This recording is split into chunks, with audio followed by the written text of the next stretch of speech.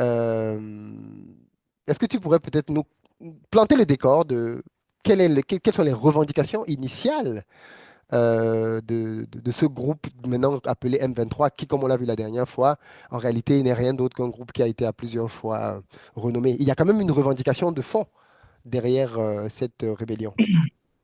Euh, il y a un problème ici. D'abord, est-ce qu'on parle des revendications du M23 ou des revendications du régime de Kigali? C'est là tout le problème, toute la contradiction qu'il y a dans cette affaire, parce que tantôt Kagame nous dit que cette affaire n'est pas une affaire rwandaise, c'est une affaire entre Congolais, Congolo-Congolaises, en présentant le M23 comme un mouvement congolais.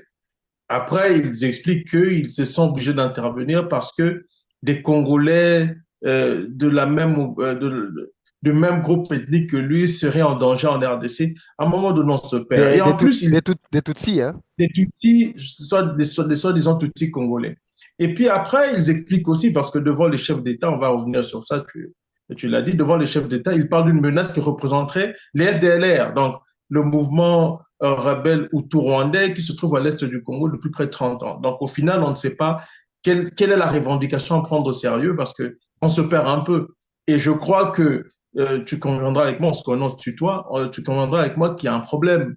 Il y a un problème de logique dans l'implication du Rwanda en RDC. Est-ce qu'on parle d'une implication qui serait liée ou qui est liée à la protection des Congolais, ce qui pose problème parce que ça relève de la souveraineté du Congo?